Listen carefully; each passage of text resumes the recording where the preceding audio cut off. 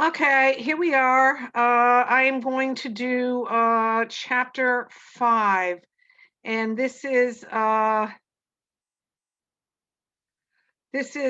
chapter 5 with uh okay, here we go. Let's see. I'm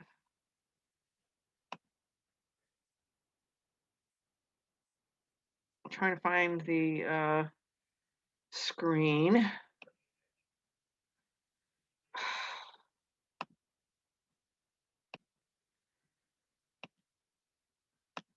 Okay, I'm sorry. It takes a minute to set it up.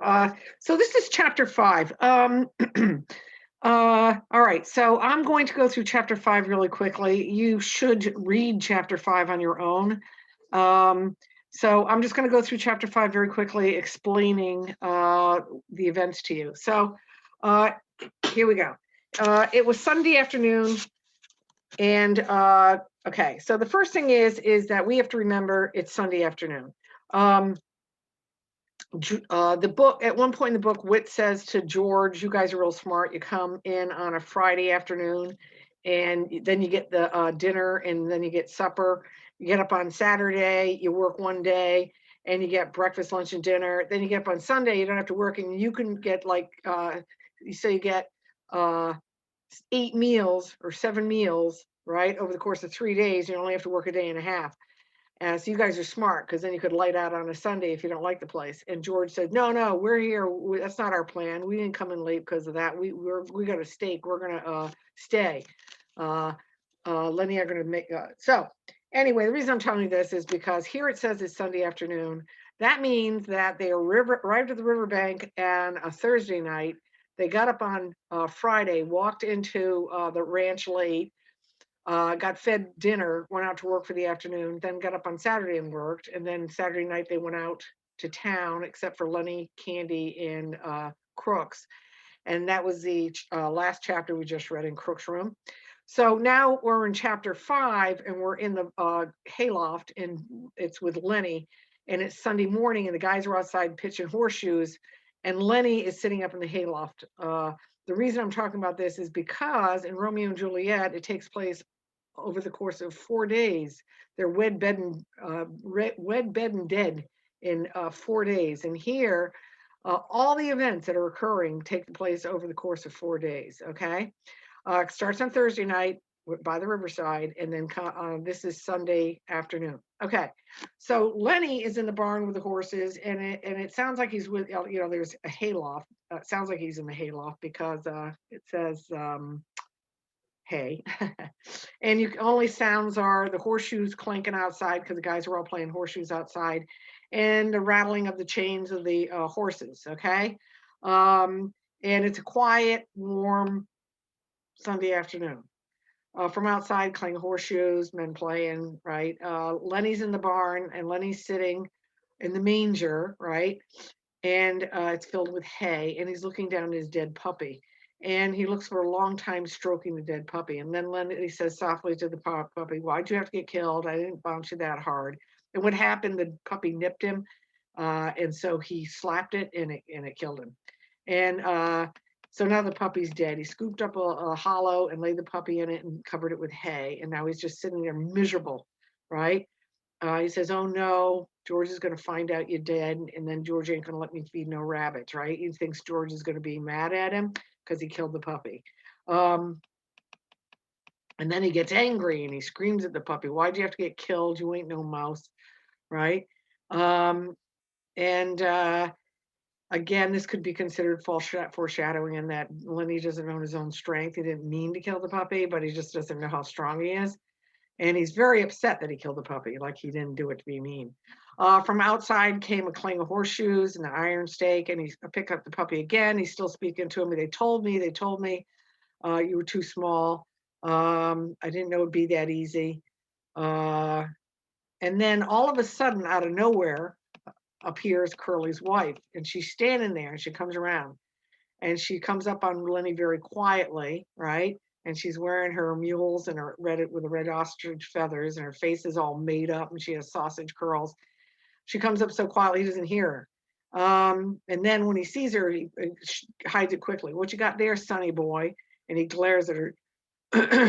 George says, I ain't going to have nothing to do with you. I ain't to talk to you. And she laughed. So George is giving orders. Lenny looked down. Says, I can't tend no rabbits or nothing if I talk to you. He scared Curly get mad, right?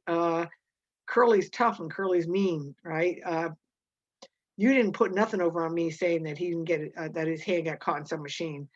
Lenny didn't get it. No, sir, I'm not going to talk to you about nothing. She knelt down in the hay beside him. Listen, he said, all the guys got a horseshoe tournament going on till 4. None of them guys is going to come in. Why don't you just talk to me? I get awfully lonely. Well, I ain't supposed to be talking to you or nothing, right? I get lonely. Why can't people talk to me, right? Lenny said, well, I suppose so. George is scared I'd get in trouble. So she changed the topic. What you got there? And Lenny says, my pup, just a pup. And she goes, why, it's dead. Yeah, he's so little. I was playing with him and he bit me and I didn't mean it. I just smacked him and he was dead. She consoled him. Well, it's just a little mutt. You can get 1,000 little mutts. It ain't that much. George ain't gonna let me tend rabbits. Why won't he? Because he told me if I'd done bad things, I couldn't tend no rabbits. She came close to her and spoke soothingly. Don't you worry about me telling nobody. I won't tell nobody. And then if George sees me talking to you, he's going to give me hell, right? He told me so. Her face grew angry. What's the matter with me? Ain't nobody going to talk to me, right? I get lonely too. I want someone talking to me. I don't do no harm. George says you'll make a mess. Ah, nuts, she says. What kind of harm can I do? Seems like ain't none of cares how I was going to live, right? She says, and her words tumbled out her in a passionate communication as though she hurried before a listener could get away. I lived in Salinas, come there when I was a kid. Well, I come and I met an actor and he said he was going to put me in picture shows, right? My ma says, you ain't going nowhere with that guy. You're only 15. And the guy says he could have put me in picture shows, right? So she had a chance to be in picture shows, she thinks, but he got ruined by her mom, right? Saying she's only 15, she can't do that. Lenny stroked the puppy's back and forth. She went on their story quickly before she could be interrupted. Another time, another guy, he said he could put me in pictures. He went down to the Riverside Dance Palace with him. He says he's going to put me in pictures. He says I was a natural. Says he's going to put me in Hollywood. She looked closely at Lenny to see if she was impressing him. I never got that letter, right? So he said he was going to send her a letter. He had met her down at, she'd met him. Now, if you looked at that, she said she was 15 and a little bit above. And now I see no indication whatsoever that she turned 30. So you got to assume she's a young teenager, right? From the time up there where she said I was 15 to this next paragraph, it doesn't say like some big time. She just says another time when I went down to the dance hall. I met a guy who was going to put me in but I never got them letters. Well, I wasn't going to stay no place where I couldn't get my own letters stolen. So I says no, and I married Curly. So she met Curly at the Riverside Dance Palace and married him, right? And I think she's 15. If somebody wants to argue with that, find me somewhere there where she suddenly turned from the last paragraph to be 30 in this paragraph. So she's just a teenager. She's a kid. You listening? And Lenny says, me? Yeah, sure. Well, I ain't told nobody before. Maybe I oughta. I don't like Curly. He ain't a nice fella, right? And then after she confided him, she moved a little closer. I could have been in movies. I could have had nice clothes. I could have been sitting in big hotels and been in the pictures. When they had them previews, I could have been there and spoke on the radio. And because a guy said I was a natural. And she looked at Lenny again to see if he was paying attention to her and if he was following what she said. Lenny sighed deeply. From outside the clang of horseshoes of metal and the chorus of cheers, somebody made a ringer, said Curly's wife. Now the light was lifting and the sun streaks were coming over the hills. Lenny said, maybe I could take the pep and throw him away and George would never know. And Curly's wife said angrily, why do you care so much about rabbits, right? And we're going to get a place, Lenny said patiently. We're going to have a garden, a farm, and rabbits and alfalfa. What makes you so nuts about rabbits, she says. Lenny had to think carefully, and then he says, I like to pet nice things. Once at a fair, I seen long-haired rabbits, right? And I like to pet mice. I like to pet soft things. Curly's wife moved up to him a little bit. I think you're nuts. No, I ain't, said Lenny. George says I ain't. She felt reassured. Everybody likes to pet soft things like silk and velvet. Do you like the feel of velvet? Lenny chuckled with pleasure. You bet my God, he said happily. And I had some once. This lady gave it to me, my Aunt Claire. She gave me a big piece of it, velvet. But I ain't seen it in a long time. Curly's wife laughed. Oh, you're nuts. But you're kind of a nice fella, like a big baby. A person could kind of see what you mean, right? I like to stroke soft things. And to show how she did it, she ran her fingers through the top of her hair on her head. Some people have coarse hair. Take Curly, his hair is like wire, but mine is fine and soft, right? A brush makes it soft. Here, feel it right here. So she took Lenny's hand and put it on her head. See how soft it is? Lenny's fingers started stroking her hair. Don't muss it. Oh, that is nice. Oh, that's nice. Look now, you'll muss it, she cried. You stop now. Don't, you'll muss it. She jerked her head sideways and Lenny's fingers closed on and hung onto her hair. Let go, let go. Lenny panicked, his face contorted. She screamed and Lenny put his hands over her mouth and nose. Please don't, he begged. Please don't make noise. George will get mad. She struggled violently under his hands. Her feet battered on the hay and she withered to her get free. And from under Lenny's hand came a muffled screaming. Lenny began to cry with fright. Oh, please, please don't. George ain't gonna let me tend no rabbits if I do a bad thing. He moved his hand a little and a hoarse cry came out. Then Lenny got angry. Don't. I don't want you to yell. You're gonna get me in trouble, just like George said you would. Now you don't do it. She continued to struggle as her eyes were wild with terror. She shook then, and he was angry. Don't you be yelling. And he shook her, and her body flopped like a fish, and she was still. Lenny had broken her neck. He looked down on her, and carefully he removed his hand from her mouth, and she laid still. I don't want to hurt you, he said, but George would be mad if you yell. When she didn't answer nor move, he bent down closer to her. He lifted her arm and let it drop. For a moment, he seemed bewildered. Then he whispered, I'd done a bad thing. I'd done another bad thing. He pawed up the hay until it was partly covered her. From outside the barn, the cry of men and the double clang of shoes of metal. For the first time, Lenny became conscious of the outside. He crouched down the hay and listened. I done a real bad thing. I shouldn't have did it. George is going to be mad and hide in the brush till he comes. He's going to be mad in the brush till he comes. That's what he said. Lenny went back and looked at the dead girl. The puppy lay close to her. Lenny picked it up. I'll throw him away. It's bad enough like this. He put the pup under his jacket and he crept to the barn wall and peered out between the cracks toward the horseshoe game. Then he crept around the end of the manger and disappeared. The sunstrokes were high in the wall by now, and the light was growing soft in the barn. And Lenny's wife lay on her back, and she was covered with hay. Now, it was quiet in the barn and quiet in the afternoon on the ranch. Even the clang of the horseshoe pitches, even the voices of the men seemed to grow more quiet. The air of the barn was getting dusky in the advance of the outside day. A pigeon flew in.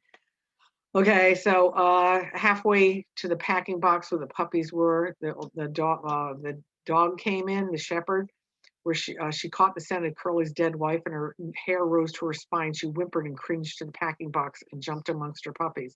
So the mother dog is like smells the death of Curly's wife and is like upset. Curly's wife lay half covering of yellow hay. Now, guys, this is just like when the author walked in and gave the editorial about Slim in a condensed fashion. It quickly explained the character Slim. Here, again, the author walks in and it's like he quickly tells us how she looks laying there in the hay in the same type of voice. And the meanness and the plantings and the discontent and the ache for attention were all gone from her face. She was very pretty and simple, and her face was sweet and young. Now the rouged cheeks and the reddened lips made her seem alive and sleeping very lightly. The curls, tiny little sausages, were spread on the hay behind her head, and her lips were parted. So she looked sweet and innocent laying there in the hay, and all the meanness and discontent was out of her. Let's see what the Let's just see what the annotation says here. In death, Curly's wife is finally being seen as a beautiful young girl that she is, when in life she was deprived of her beauty. I don't know what kind of comment that is. Anyway, so as it happens, a moment settled and hovered and remained for more than a moment, and the sound stopped and movement stopped for a moment, much more than a moment. Uh, so then gradually time awakened and moved sluggishly on, and the horses stamped on the side of the feeding racks, and the halter chains clinked, and outside the men's voices became louder and louder. From around the end of the stall, old Candy's voice came. Lenny, Lenny, he cried. You in here? I've been figuring some more. Tell you what we can do, Lenny. Old Candy appeared at the end of the stall. Oh, Lenny, he cried, and when he stopped and his body stiffened, he rubbed his smooth wrist on the white stubble whiskers. I didn't know you was in here, he said to Curly's wife. When she didn't answer, he stepped near. You oughtn't be sleeping out here, he said disapprovingly. And then he was beside her. Ah, Jesus Christ. He looked about helplessly and he rubbed his beard. And then he jumped up and went quickly out of the barn. But the barn was alive now. The horses stamped and snorted, and they chewed the hay on their bedding, and they clashed the chains of their halters. And in a moment, Candy came back with George. What did you want to see me about? Candy pointed to Curly's wife. George stared. What's the matter with her? He asked. He stepped closer, and then he echoed Candy's words. Oh, Jesus Christ. He was on his knees beside her. He put his hand on her heart. And finally, when he stood up slowly and stiffly, his face was hard and tight as wood, and his eyes were hard. Candy said, what done it? George looked at him coldly. Ain't you got any idea, he asked? And Candy said in silence, I should have knowed, George said hopelessly. I guess maybe way back in my head I did. Candy asked, what are we going to do now, George? What are we going to do? George was long in answering. Guess we got to tell the guys. I guess we got to get him and lock him up. We can't let him get away. Why, the poor bastard would starve. And he tried to reassure himself. Maybe they'll lock him up and be nice to him. But Candy said excitedly, we oughtn't let them get away. You don't know Curly. Curly gonna want to get him lynched. Curly's gonna want to get him killed. George watched Candy's lips. Yeah, he said at last. That's right. Curly will. And the other guys will. He looked back at Curly's wife. Now Candy spoke his greatest fear. You and me, we can still get that place, George. You and me, we can live nice, can't we, George? George answered. Candy dropped his head and looked down the hay. He knew. George said softly, I think I knowed from the very first. I think I knowed we'd never do her. He used to like to hear about it so much. I got to thinking maybe we would. Then it's all off? Candy asked sulkily. George didn't answer his question. George said, I'll work for a month and I'll take my $50 and I'll stay all night in some lousy cat house. Or I'll set in some pool room till everybody's got home. And then I'll come and back and work another month and I'll have $50. Candy said, he's a nice fella. I didn't think he'd do nothing like this. George still stared at Curly's wife. Lenny never done it out of meanness. All the time he'd done bad things, but he never done it out of meanness. He straightened up and looked back at Candy. Now listen, we got to tell the boys. They got to bring him in, I guess. They ain't no way out. Maybe they won't hurt him, he said sharply. I ain't gonna let him hurt Lenny. Now you listen. The guys might think I was in on it. I'm going to go to the bunkhouse, and you, in a minute, come out and tell the guys about her, and I'll come along, make like I never seen her. Will you do that so the other guys won't think I was in on it? Candy said, sure, George. Candy said, sure, George, I can do that. Okay, give me a couple of minutes, and you come, turtle out on, just tell, just like you found her. I'm going now. George turned and went to the barn. So the plan is, George is going to go to the bunkhouse And he says, I'm going to appear in a couple more minutes, and then it won't look like I knew about this already, and nobody will think I'm involved. And Candy says, yeah, okay, I can do that for you, George. You know, I'll go tell the guys in a couple of minutes. You go to the bunkhouse and then come in later. And George also said, I ain't going to let him hurt Lenny. No one's going to be mean to Lenny. Old Candy watched him go. He looked helplessly back at Curly's wife, and gradually his sorrow and anger grew into words. You goddamn tramp, he said viciously. You done it, didn't you?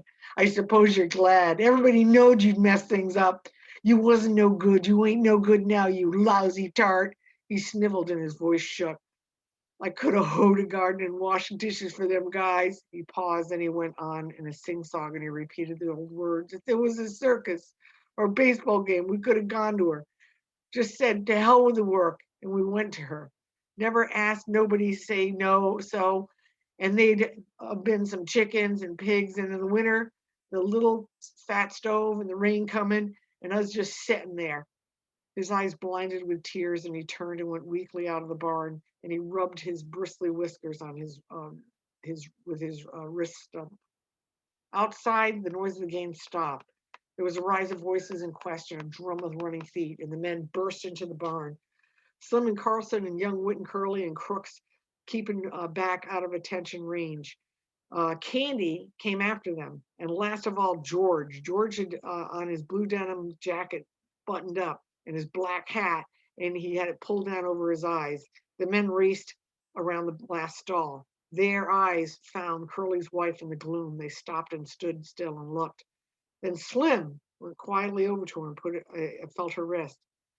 One lean finger touched her cheek, and then his hand went under her slightly twisted neck, and his fingers explored the neck. When he stood up, the men crowded near, and the spell was broken.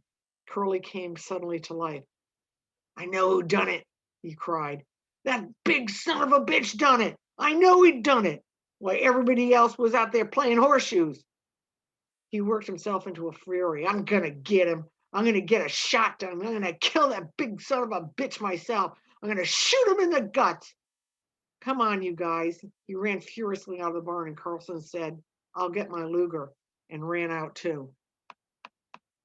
Slim turned quietly to George. I guess Lenny done it all right, he said. Her neck's busted. Lenny could have done that. George didn't answer, but he nodded slowly. His hat was so far down his forehead, his eyes were covered. Slim went on. Maybe like that time in Weed you was telling me about? Again, George nodded.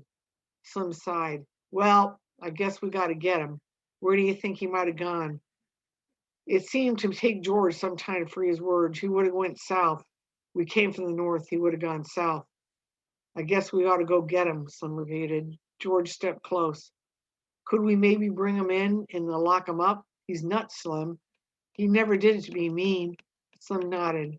We might, if we could keep Curly in. We might, but Curly's going to want to shoot him. Curly's still mad about his hand. And suppose they lock him up and strap him down and put him in a cage. Is that any good, George? I know, said George. I know. Carlson came running in. That bastard stole my Luger, he shouted. It ain't in my bag. Curly followed him, and Curly carried a shotgun in his hand. Curly was cold now. All right, guys, he said. The black Crooks has got the shotgun. You take it, Carlson. When you see him, don't give him no chance. Shoot for his guts. That'll double him over. Whit said excitedly, I ain't got no gun, Curly said. You go to Soledad. You get the cop. Get all Wilts. He's the deputy sheriff. Let's all go now. He turned suspiciously on George. You coming with us, fella? Yeah, said George. I'll come. But listen, Curly, the poor bastard's nuts. Don't shoot him. He didn't know what he's doing.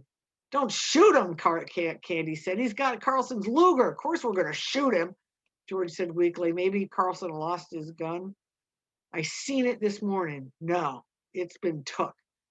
Slim stood looking down at Curly's wife. He said, Curly, maybe you better stay here with your wife. Curly's face reddened. I'm gonna shoot the guts out of that big bastard myself, even if I only got one hand. I'm gonna get him. Slim turned to Candy. You stay here in the barn, Candy. The rest of us are gonna better get going. They moved away. George stopped for a moment beside Candy, and they both looked at the dead girl until Curly said, You, George, you stick with us, so you don't think nothing to you don't think you had nothing to do with it. George moved slowly behind him, his feet dragging heavily. And when they were gone, Candy squatted down on the hay and watched the face of Curly's wife. Poor bastard, he said softly. The sound of the men grew fainter. The barn was darkening gradually. And in the stalls, the horses shifted on their feet and rattled their chains, and old Candy lay down the hay and covered his eyes with his arm. So it's very sad. What are you going to do now, right? Uh, all the foreshadowing of Lenny not knowing his own strength and liking to pet soft things and the dangers, the temptations that were presented to Lenny. So now Lenny's run away and there's a lynch mob after him. End of chapter 5.